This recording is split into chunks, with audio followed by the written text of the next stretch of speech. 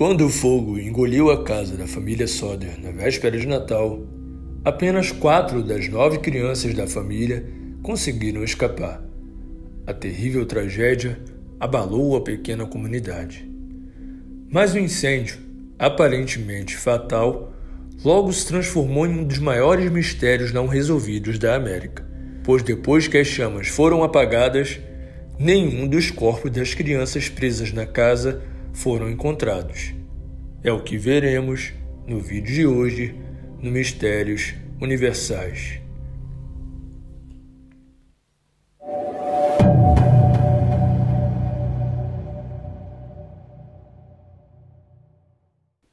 Na pequena cidade de Fayetteville, na Virgínia Ocidental, Estados Unidos, morava a família Sodder, que incluía os pais George e Jane e seus 10 filhos. Contudo, o filho mais velho estava na Segunda Guerra Mundial. Era véspera de Natal em 1945, e até a hora de dormir tinha sido uma noite normal na casa da família Sodder, onde 9 dos 10 filhos de George e Jane brincavam e trocavam presentes. Os filhos mais novos, Martha, Jane, Betty, Maurice e Lois, pediram para ficar acordados até mais tarde para brincar, e a mãe concordou, desde que ajudassem a cuidar das vacas e galinhas antes de dormir. Por volta da meia-noite, o telefone tocou, e a mãe das crianças desceu para atender. Uma mulher perguntou por alguém cujo nome Jane não reconheceu, então disse à pessoa que ligou para o número errado. Já no andar de baixo, ela encontrou as luzes e cortinas abertas, com Marion, uma das irmãs mais velhas, dormindo no sofá. Supondo que as crianças tivessem deixado de fazer suas tarefas e ido dormir direto no sótão, ela voltou para a cama. À 1 da manhã, Jane foi acordada novamente, desta vez com o som de um objeto batendo no telhado como um estrondo, seguido por um barulho de rolar. Depois de não ouvir mais nada, ela voltou a dormir. Meia hora depois, ela acordou novamente por causa do cheiro de fumaça e descobriu que um incêndio havia começado no escritório de George. Ela o acordou, que por sua vez acordou também seus 3 filhos mais velhos, e os 5 conseguiram fugir da casa, levando também a caçula Sylvia de 2 anos. Os que ainda estavam na casa foram Maurice, de 14 anos, Martha, de 12 anos, Lois, de 9 anos, Jane, de 8 anos e Beth, de 5 anos. Incapazes de entrar na casa por causa das chamas, eles chamaram freneticamente as crianças, mas não houve resposta. Enquanto a família tentava desesperadamente resgatar seus filhos, aconteceu uma série de eventos estranhos, que mais tarde levaria os Sodders a acreditar que algo muito mais sinistro havia acontecido. Primeiro, eles tentaram chamar o corpo de bombeiros, mas descobriram que a linha estava desligada. Mais tarde, foi descoberto que a linha telefônica no topo do poste de energia havia sido cortada. George, então, foi pegar sua escada para tirar as crianças do segundo andar, mas a escada que normalmente ficava encostada na lateral da casa não estava em seu lugar normal ou em qualquer outro lugar para onde eles olhassem. Então, ele decidiu dirigir sua caminhonete por baixo da janela e subir nela para alcançá-los. Porém, nenhuma das caminhonetes de George funcionou, embora ambas estivessem em boas condições de funcionamento no dia anterior. Uma das crianças, Marion, correu para a casa do vizinho para ligar para o corpo de bombeiros, mas não conseguiu falar com a operadora. O vizinho dirigiu até a cidade e rastreou o chefe dos bombeiros, que iniciou a versão de Fayetteville de um alarme de incêndio, em que um bombeiro ligava para o outro, que ligava para o outro, até que todos os bombeiros estivessem cientes da situação. Embora se localizasse a menos de 3 km de distância, o corpo de bombeiros não respondeu até às 8 da manhã. Um outro vizinho, em uma taverna próxima, vendo o incêndio, também ligou para o Corpo de Bombeiros, mas novamente não havia operadora para fazer a ligação. Com isso, os membros sobreviventes da família só puderam assistir enquanto sua casa com 5 filhos pequenos pegava fogo. George e Jane presumiram que 5 de seus filhos estavam mortos. Porém, uma breve busca no terreno no dia de Natal não revelou nenhum vestígio de restos mortais.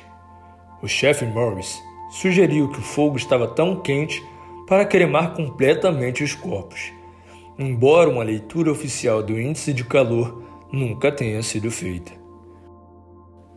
Um inspetor da Polícia Estadual vasculhou os escombros e atribuiu o incêndio a uma fiação defeituosa. George, então, cobriu o porão com 1,5 metros de terra, pretendendo preservar o local como um memorial. O escritório do legista emitiu 5 certidões de óbito pouco antes do ano novo, atribuindo as causas a incêndio ou sufocação. Mas não demorou muito para que a família começasse a questionar o que realmente aconteceu naquele dia. Primeiro, as luzes de Natal permaneceram acesas durante a parte inicial do incêndio, o que não teria ocorrido se fosse um incêndio elétrico causado por fiação defeituosa, como concluíram os investigadores. Eles também encontraram a escada que faltava, que havia sido removida da lateral da casa. Ela estava escondida em um aterro perto de casa. Uma testemunha também se apresentou, alegando que viu um homem no local do incêndio pegando um bloco em uma talha usada para remover motores de carros, talvez a razão pela qual os caminhões de George se recusaram a dar a partida. E um reparador de telefone disse aos Saunders que suas linhas pareciam ter sido cortadas, não queimadas, o que só poderia ter acontecido em 1h30 entre o telefonema à meia-noite para casa e o início do incêndio. Entretanto, o mais estranho foi quando Jane encontrou utensílios de cozinha intactos nos escombros e se perguntou por que não haviam sido queimados até virar cinzas se os corpos de seus filhos foram. Mais tarde, ela contatou um crematório que lhe informou que um incêndio de 2 horas a 2.000 graus Fahrenheit, tanto mais quentes quanto mais longos do que o incêndio da casa dos Saunders, ainda deixaria os ossos humanos intactos.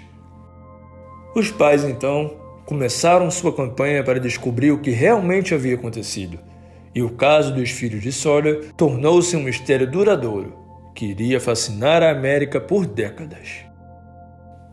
Uma das teorias mais fortes, na qual George e Jane passaram a acreditar, era que seus filhos haviam sido sequestrados pela máfia siciliana, em retaliação às críticas abertas do imigrante italiano a Mussolini e ao governo fascista em sua terra natal.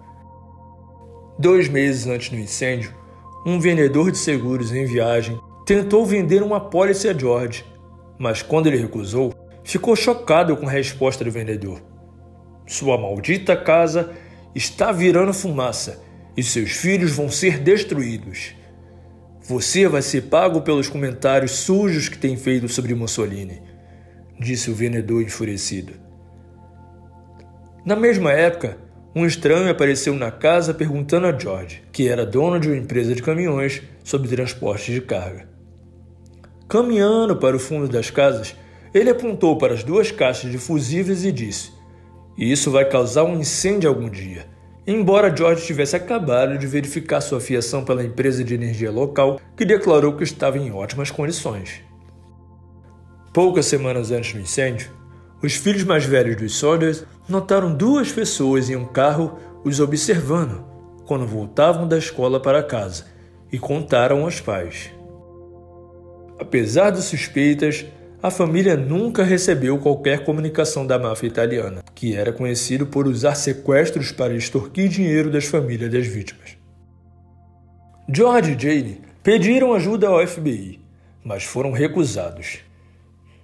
Logo após, contrataram um investigador privado chamado C.C. Tinsley, que descobriu que o vendedor de seguros que havia ameaçado George era um membro do júri legista que considerou o incêndio acidental, o que contribuiu ainda mais para o mistério.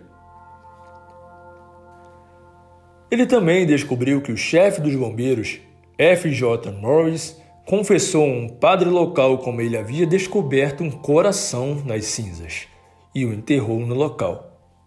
Tinsley persuadiu Morris a ir com ele para desenterrar o coração, mas o que foi encontrado era, na verdade, fígado de boi, intocado pelo fogo. Logo depois, os Sodders ouviram rumores de que o chefe dos bombeiros havia dito a outros que ele havia enterrado o fígado de boi nos escombros na esperança de que a família concluísse que seus filhos realmente morreram ali e desistissem de alegar que haviam sido sequestrados. Mas as audiências subsequentes não conseguiram encontrar qualquer resposta, dizendo aos Sodders que sua busca era inútil e declarando o caso encerrado. Sem se deixar abater, George e Jane ergueram um outdoor ao longo da Rota 16 e distribuíram panfletos, oferecendo uma recompensa de $5.000 por informações que levassem à recuperação de seus filhos. Eles logo aumentaram a quantia para $10.000. George viajava pelo país para investigar cada pista que encontrava, mas ele sempre voltava para casa sem nenhuma resposta. Em 1968, mais de 20 anos após o incêndio, Jane foi buscar a correspondência e encontrou um envelope endereçado apenas a ela, postado em Kentucky, sem endereço do remetente. Continha a foto de um homem de 20 e poucos anos com características comparáveis de seu filho Louis, que tinha 9 anos na época do incêndio.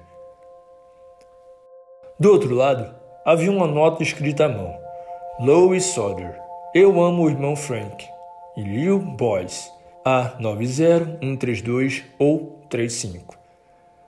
Mais uma vez, a família contratou um detetive particular, mas ele não conseguiu encontrar o remetente da carta, e o casal nunca mais teve contato com quem enviou. Em uma entrevista em 1966, George, com 71 anos, disse: "O tempo está se esgotando para nós, mas nós só queremos saber se eles morreram no incêndio. Queremos ser convencidos. Caso contrário, queremos saber o que aconteceu com eles." Ele morreu no ano seguinte, ainda esperando por uma resposta do paradeiro das crianças. Jane viveu o resto de sua vida isolada, ainda vestindo apenas preto, o que fazia desde o incêndio o sinal de luto, até sua própria morte em 1989. Sua busca por respostas foi retomada por seus filhos crescidos, mas todos, exceto um deles, também faleceram sem encontrar nenhuma resposta. A última criança sobrevivente dos Sodder, Sylvia, agora com 77 anos, está tão convencida quanto seus pais de que seus irmãos perdidos não morreram no incêndio. A última testemunha sobrevivente do que aconteceu naquela trágica véspera de Natal, ela ainda espera encontrar a verdade antes que seja tarde demais. Muitas teorias giram em torno do que realmente pode ter acontecido com as crianças Sodders, como o envolvimento da máfia, sequestro ou talvez a realidade melancólica de que as crianças nunca sobreviveram ao incêndio. Deixe seu like para contribuir com o nosso conteúdo e se inscreva e compartilhe com os amigos. E até o próximo vídeo do Mistérios Universais.